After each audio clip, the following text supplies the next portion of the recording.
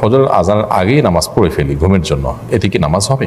আমি একজন বাইকার, দ্রুত যাওয়ার জন্য মাঝে মাঝে উল্টা রাস্তা দিয়ে যাই, যদি কারো ক্ষতি না হয় তাহলে এতে কোনো গুনাহ হবে কিনা? গর্ভবতী মা প্রসবকালে মৃত্যু বরণ করলে তিনি কি জান্নাতি হিসাবে নির্বাচিত হবেন?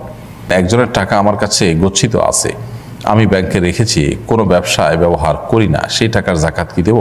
লিখেছেন, মেয়েরা কি সাইকেল চালাতে পারবে? চলুন তাহলে প্রিয় দর্শক, আর বিলম্ব না করে আমরা প্রশ্নোত্তর আলোকিত ভুবনে প্রবেশ করি।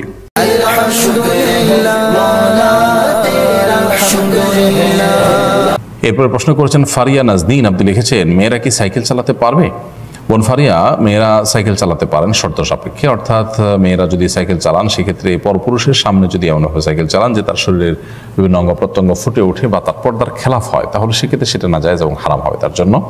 কিন্তু এরকম যদি কোনো বিষয় না থাকে, মেয়েদের পরিবেশের মধ্যে মেয়েরা সাইকেল চালান কিংবা এমন কোনো জায়গায় সাইকেল চালাচ্ছেন যেখানে পরপুরুষের কোনো নজর তার দিকে পড়ার সম্ভাবনা নেই, তাহলে সেরকম ক্ষেত্রে তিনি সাইকেল চালাতে পারবেন। অর্থাৎ সাইকেল চালানোটা মৌলিকভাবে মেয়েদের জন্য নিষিদ্ধ নয়, তবে এর সাথে তাদের স্বাধীনতা, তাদের যে পার্সোনালিটি, সেটা নষ্ট হওয়া না হওয়াটা অনেকটা নির্ভর করে এটি হালাল হওয়া না হওয়ার সাথে।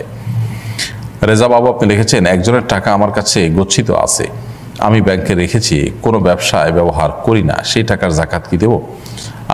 দেখুন, আরেকজনের টাকা আপনার কাছে যদি থাকে তাহলে জাকাত আপনার উপরে বর্তাবে না, বরং যার টাকা তার উপরে বর্তাবে। আপনার কাছে আমানত রেখেছেন, আমানতের টাকার জাকাত দিতে হয় না, বরং এই টাকার মালিক যিনি থাকেন তার উপরে জাকাত বর্তায়। সো আপনি আরেকজনের টাকা গচ্ছিত আছে, এটার জাকাত যার টাকা আছে তিনি দিবেন, আপনি দিবেন না। আলী আসগর নাইম, আপনি লিখেছেন, গর্ভবতী মা প্রসবকালে মৃত্যু বরণ করলে তিনি কি জান্নাতি হিসাবে নির্বাচিত হবেন? ভাই আলী আসগর, নবী করিম সাল্লাল্লাহু আলাইহি ওয়াসাল্লাম হাদিস থেকে আমরা জানতে পারি মেয়েদের জন্য কিছু বিশেষ বৈশিষ্ট্য আছে, বিশেষ কিছু ফজিলত আছে। তার মধ্যে একটা হলো যে কোনো মেয়ে গর্ভবতী অবস্থায় যদি মারা যান গর্ভের কারণে কিংবা গর্ভ খালাস করতে গিয়ে তিনি যদি মারা যান, মৃত্যু মুখে পতিত হন, তাহলে সেক্ষেত্রে তাকে আল্লাহ তাআলা শাহাদাতের মর্যাদা দিবেন। নবী সাল্লাল্লাহু আলাইহি ওয়াসাল্লাম বলেছেন, তোমরা কি জানো আমার উম্মতের মধ্যে শহীদকে? সাহাবায়ে কেরাম বলেছেন, যারা নিষ্ঠাবান, আল্লাহর রাহে জীবন দানকারী, তাদের কথা বলেছেন। নবী সাল্লাল্লাহু আলাইহি ওয়াসাল্লাম বলেছেন, তাহলে তো শহীদের সংখ্যা অনেক কমে যাবে আমার উম্মতের। তখন তিনি পানিতে ডুবে মরা, আগুনে পুড়ে মরা মানুষগুলোকে শহীদ হিসেবে গণ্য করেছেন। তন্মধ্যে যে মায়েরা প্রসবকালীন সময় কিংবা আপনার গর্ভধারণকালীন সময়ে মারা গেছেন, তাহলে সেক্ষেত্রে তাদেরকেও আল্লাহ সুবহানাহু ওয়া তাআলা শাহাদাতের মর্যাদা দিবেন বলে বলেছেন। সো এই মৃত্যুটা শাহাদাতের মৃত্যু হিসেবে আমরা সুধারণা করতে পারি। তিনি ইমানদার হয়ে থাকলে জান্নাতে তিনি যেতে পারবেন। তো এটা হবে সুধারণা, বাকি জান্নাতি এটার সার্টিফিকেট কেউ কাউকে দেওয়ার কোনো সুযোগ আসলে নেই। শাহ পাটোয়ারি, আপনি লিখেছেন, অনেক সময় ফজর আজানের আগেই নামাজ পড়ে ফেলি ঘুমের জন্য, এতে কি নামাজ হবে? বোন আমিনা, ফজরের ওয়াক্ত হওয়ার আগেই যদি আপনি নামাজ পড়ে ফেলেন তাহলে নামাজ হবে না।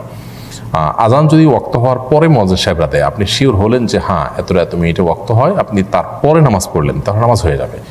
আর যদি যেই টাইমে নামাজ হওয়ার কথা ঠিক তার আগে নামাজ পড়েন, তাহলে সেক্ষেত্রে সেই নামাজ আপনাকে পুনরায় পড়তে হবে। কারণ আল্লাহ সুবহানাহু ওয়া তাআলা কোরআন কারীমে বলেছেন, ইন্না সলাতা কানাত আলাল মুমিনিনা কিতাবাম মাওকুতা, নিশ্চয়ই সালাত ইমানদারদের জন্য নির্দিষ্ট সময়ে পড়াটাকে অপরিহার্য করা হয়েছে। সো সেই কাজটি আমাদের করতে হবে।